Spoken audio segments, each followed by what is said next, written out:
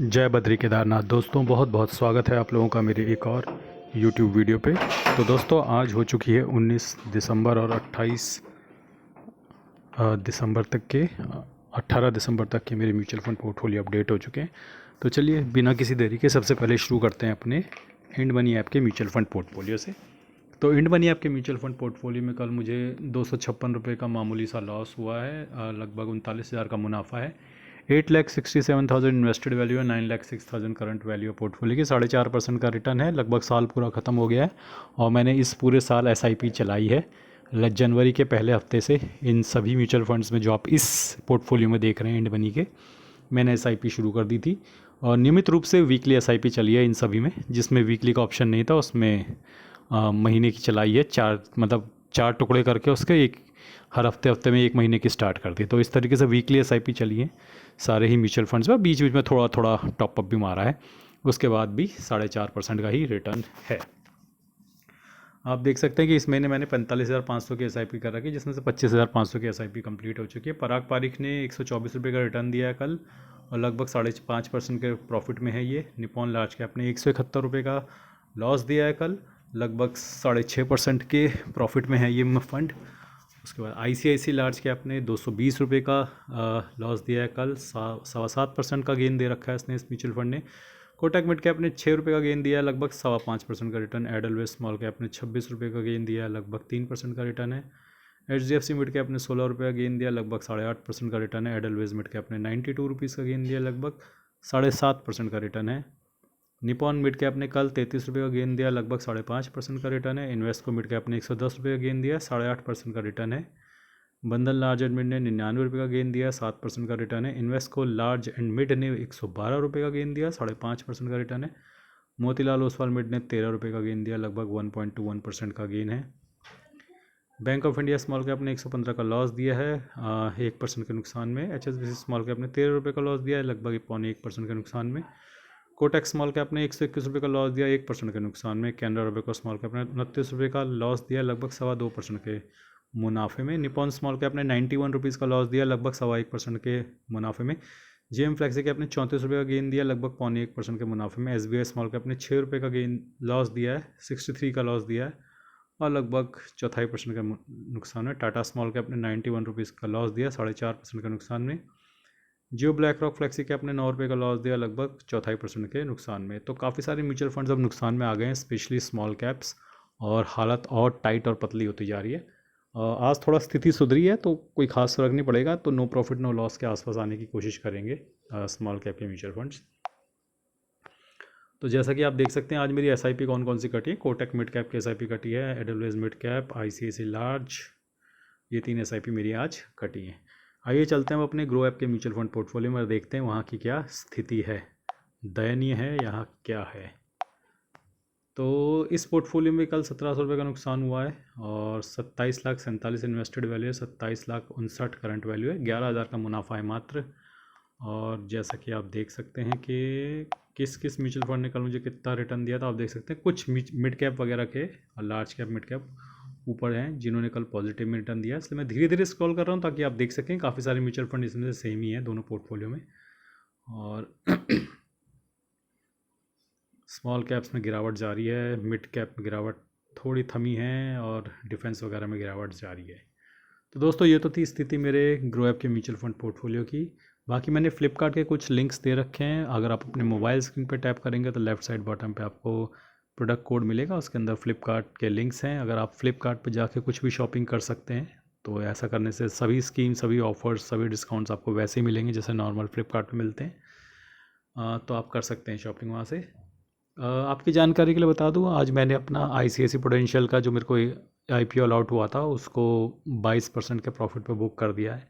तो लगभग 27-2800 रुपये, 2800 रुपये लगभग उसमें प्रॉफिट हुआ है मुझे। वो एक्चुअली मेरा दूसरे ग्रो अकाउंट पे है, जो मेरा खुद का अकाउंट है, ये तो मेरी वाइफ का अकाउंट है। तो वो IPO मेरे अकाउंट पे लगा था तो उसको मैंने सेल कर दिया है और 26-27 रुपये या 2800 जितना ही बना था, 27-2800 रुपये, वो प्रॉफिट मैंने बुक कर दिया। देखिए मैंने थोड़ा बहुत सुबह अच्छे एनालिस्ट का वीडियो देखा था और उनका यही बोलना था कि काफ़ी अच्छा रनअप मिल गया है GMP लेवल पे ही, ग्रे मार्केट जो प्रीमियम होता है, तो बहुत ज़्यादा वो उम्मीद नहीं है। और 27-2800 तक जा सकता है, वहाँ तक वो चला भी गया था, वहाँ पे हमने बुक कर लिया 27-2800 रुपये, सॉरी मैंने तो इतने का प्रॉफिट बुक किया, बाकी मैंने तो 2625 के रेट पे बेच दिया था। और आई एम सेटिस्फाइड, मेरा टारगेट अचीव हो गया, मुझे 22% मिल गया, मैंने बेच दिया। कुछ लोगों ने शायद होल्ड किया होगा, अधिकतर लोगों होल्ड नहीं कर पाएंगे क्योंकि सब ने लिस्टिंग प्राइस को ही स्टॉप लॉस लगाते हैं जनरली लोग, तो स्टॉप लॉस तो कट गया होगा क्योंकि 2600 पे लिस्टिंग हुई थी, तो 2625 पे लिस्टिंग हुई थी, 2612 पे ऐसे कुछ लिस्टिंग हुई थी। तो आई थिंक स्टॉप लॉस तो सबके कट ही गए होंगे जिन्होंने लिस्टिंग को स्टॉप लॉस लगाया होगा। मैंने भी लगाया था तो मेरा भी कट गया था, तो मेरा भी सेल हो गया था। तो बाकी अगर उस किसी ने उससे भी नीचे स्टॉप लॉस लगा कर होल्ड करके बैठा है तो हो सकता है वो कल और प्रॉफिट कमा ले या परसों और प्रॉफिट कमा ले। लेकिन जिस तरह की मार्केट है, मार्केट में खुला घोड़ा छोड़ना वैसा ही है जैसे आपने शेरों के झुंड में खुला खरगोश छोड़ दिया तो कितनी देर तक बचेगा, 1-2 दिन चढ़ जाएगा, तीसरे दिन फिर दबा के नीचे ही आना है इसने। तो अपना प्रॉफिट जो बन रहा है उसे लेकर साइड हो गए मैं। बाकी जिसकी लॉन्ग टर्म की स्ट्रेटेजी है बिल्कुल वो होल्ड कर सकता है, होल्ड करने में कोई बुराई नहीं है। तो आइए चलते हैं अब अपने शेयर्स और ETF के पोर्टफोलियो पे। तो आज वहाँ पे कोई बाइंग नहीं करी क्योंकि आज एक ट्रेंडिंग डे था, और ट्रेंडिंग डे में आप देख रहे थे कि मार्केट ऊपर की तरफ निकल रही थी, तो मेरी तरफ से कोई भी बाइंग नहीं हुई है। हाँ, लेकिन मैं अपने पोर्टफोलियो की क्या स्थिति रही वो जरूर दिखाता हूँ। आज लगभग मुझे 2251 का नोशनल गेन हुआ है, लगभग 1% का। ई-मेल्टी MQ ETF में आज 12 रुपये का गेन है, रियल्टी ETF में 316 का गेन, इंडसइंड बैंक में 274, सेंसेक्स ETF में 11, मिड स्मॉल ETF में 46, टाटा मोटर पैसेंजर व्हीकल में 650, HDFC call ETF 51, Genus Power 67, CPSC ETF 53, top 10 एड ETF 10 रुपये टूट गया, IRCON 138, pharma BeES 98, small cap ETF 195, low volatile ETF 38, FMCG ETF 50, LPL 30 ETF 35, शरिया बीज 4 रुपये का gain, Nifty quality 49, Motilal Oswal health 160। Overall क्या स्थिति है दोस्तों, आप देख सकते हैं कि ये पोर्टफोलियो अभी भी 11% के नुकसान में है। 241 इन्वेस्टेड वैल्यू है, 214 करंट वैल्यू है पोर्टफोलियो की। और एक बार देखते हैं ऊपर से नीचे की स्थिति, तो ऐसे करके देख लेते हैं। तो सबसे ऊपर है फार्मा बीज जी, लगभग 2.25% के प्रॉफिट में खड़ा है ये। निफ्टी क्वालिटी ETF 2.5% के प्रॉफिट में खड़ा है। लो वोल्टाइल ETF 1.5% के प्रॉफिट में खड़ा है। मिड स्मॉल ETF 1% के प्रॉफिट में खड़ा है। HDFC call ETF 1%, LPL 30 ETF 1%, शरिया बीज 0.1%, ई-मल्टी MQ 0.5%, CPSC ETF 0.5%, realty ETF भी प्रॉफिट में आ गया 0.5%। Small cap ETF no profit no loss, Sensex ETF no profit no loss, top 10 एड ETF 0.25% के लॉस में, FMCG ETF 0.1, Motilal Oswal health 0.1, IndusInd bank अभी भी 7,000 के नुकसान में, टाटा मोटर्स 14,000 के, जीनस पावर 1,500 और इकॉन 4100। तो ये तो थी स्थिति मेरे शेयर्स और ETF के पोर्टफोलियो में, जहाँ आज डिसेंट सा सुधार देखने को मिला है। तो आइए चलते हैं अब अपने इंपॉर्टेंट अपडेट जो है हमारे इंडिसेस। तो आज निफ्टी 50 0.58% की बढ़त के साथ बंद हुआ है, तो एक डिसेंट बढ़त है, इसका पोर्टफोलियो पे आज हमें इम्पैक्ट जरूर दिखेगा।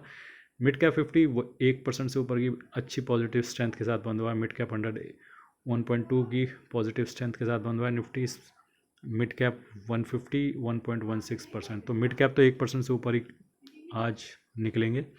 Small cap 100 1.34, small cap 50 1.4, small cap 250 1.33। अच्छा, ये मुझे नहीं पता था कि आज स्मॉल कैप और अच्छा चलें, तो आज काफ़ी रिकवरी होने की उम्मीद है। तो उम्मीद है कि आज जिनका mid cap small cap heavy portfolio है वो तो 1% से ऊपर बढ़ेगा आज, लेकिन जिनके पोर्टफोलियो में लार्ज कैप भी है वो 1% से नीचे आ जाएंगे, जैसा कि मैं। तो ले आज ओवरऑल आज एक अच्छा दिन होगा, और जिसने बहुत दिनों से लाल लाल देख के जो परेशान होगा, आज रात 12 बजे तक जाग कर इन्जॉय कर सकता है और अपने पोर्टफोलियो को हरा होता हुआ देख सकता है आज रात 12 बजे।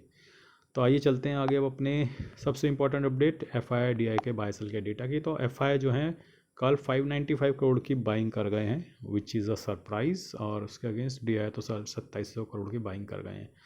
तो ये 2 दिन से थोड़ा बाइंग कर रहे हैं, लेकिन ये बीच बीच में ऐसा करते हैं FII, आपने देखा है ना, 1-2 दिन बाइंग करते हुए तीसरे दिन पूरा लपेट के नीचे निकालते हैं। तो कभी कभी क्या होता है कि बेचने वाले भाव नहीं मिलते, तो बीच बीच में थोड़ा बाइंग करके मार्केट को दोबारा ऊपर ले जाते हैं, फिर मार्केट थोड़ा ऊपर जाते हैं, फिर उसे बेचना शुरू करते हैं, तो फिर नीचे आती है मार्केट। फिर जब नीचे आ जाती है उनको बायर्स नहीं मिलते, तो फिर मार्केट को थोड़ा ऊपर ले जाते हैं। अल्टीमेटली इनके पास बहुत सारा माल होता है दोस्तों, उस माल को निकालने के लिए इनको बायर्स भी चाहिए होते हैं। तो जब बायर्स मार्केट से गायब हो जाते हैं तो फिर वो बेचेंगे कैसे माल को, तो फिर थोड़े दिन मार्केट को बढ़ाते हैं, फिर बढ़ाने के बाद फिर दोबारा से नीचे की एंट्री लगवाते हैं। तो आपने देखा होगा कि कब जब भी मार्केट ऊपर जाती है तो धीरे धीरे जिगजैग करती हुई जाती है, और जब नीचे भी आती है तो जिगजैग करती हुई आती है, सीधा नहीं गिरती है। ठीक है, तो ये था ओवरऑल सिचुएशन मेरे पोर्टफोलियोज़ की और मेरा व्यू। बाकी वो जापान का जो रेट कट वगैरह होना था, रेट बढ़ना था, वो हो गया है 0.25%। उसका अफेक्ट ऑलरेडी मार्केट ने अपने अंदर एब्जॉर्व कर लिया है।